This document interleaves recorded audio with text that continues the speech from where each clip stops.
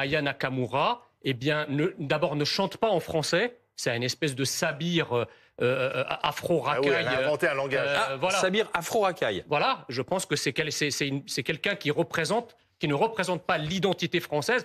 Je pense que le problème qui est au centre de ce rejet, qui est observé de part et d'autre du pays, c'est un problème de racisme. Je pense qu'en France, on ne supporte pas de voir une femme noire qui a du succès, qui est sûre d'elle, qui est bien dans sa peau et qui, en même temps, est reconnue à l'international, bien plus que la plupart des gens qui la critiquent. Si la France était un pays raciste, Madame Rokhaya Diallo ne serait pas en train de s'exprimer aujourd'hui sur un plateau télé et elle serait évidemment pas... Madame Rokhaya Diallo subit du harcèlement raciste à longueur de journée, Monsieur Jean Messia. Qu'est-ce que vous en savez? Donc ça veut dire... Non mais attendez, si on était réellement sur un débat musical et non pas sur un débat raciste orchestré par l'extrême droite, nous ne serions pas là tous les deux sur ce plateau, Jean Messia. Nous aurions de grands spécialistes de la musique à notre place, de la pop, de la R&B, de la musique classique. La réalité, c'est que cette polémique, elle a été orchestrée par l'extrême droite, dont vous êtes le digne représentant, parce que manifestement, vous préférez donner 1,5 million d'euros à des personnes qui tuent de jeunes Arabes, plutôt qu'en fait à accepter le fait que la France est un pays diversifié. La réalité, c'est que c'est insupportable pour vous de voir une jeune femme noire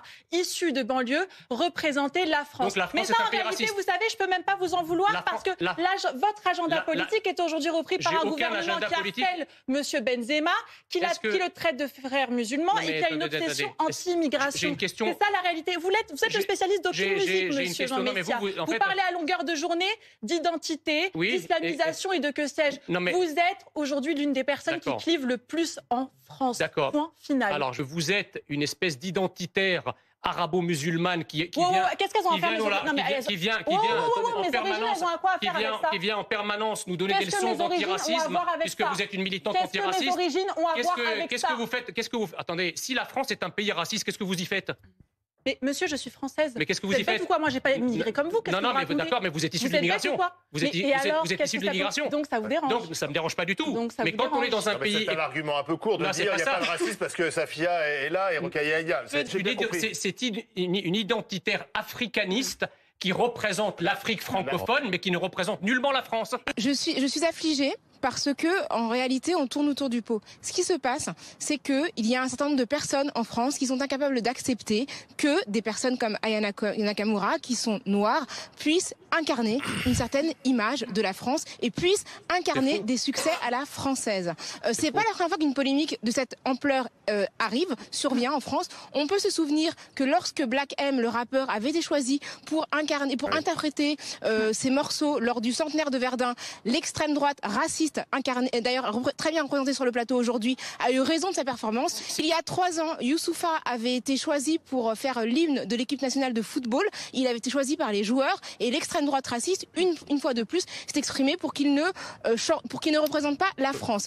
Le point commun entre ces 3 artistes, qu'il s'agisse d'Aya Nakamura, de Black M et de Youssoupha, c'est qu'ils ne sont pas blancs. Ce sont des artistes noirs et je crois qu'en France, il y a de nombreuses personnes qui ne supportent pas de voir des personnes noires rencontrer le succès, être fièrement français et représenter la France à l'étranger, plus que toutes les personnes qui s'en plaignent ne le feront jamais. Que ce soit Monsieur Messia ou Monsieur Zemmour, ce sont des politiciens ratés qui n'ont pour seule raison d'être que des polémiques stériles.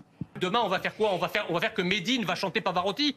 La réalité, c'est que quand on a une polémique comme ça, raciste, qui est orchestrée par l'extrême droite à cause d'une ambiance mortifère autour d'obsessions anti-immigration qui durent depuis des mois, à coups de débats, à coups de lois. La seule chose que je voudrais dire, c'est que ma génération, elle va continuer à chanter, elle va continuer à parler en langage SMS, elle va continuer à faire du bruit, elle va continuer à vivre. On va continuer à vivre, Jean Messia. Merci.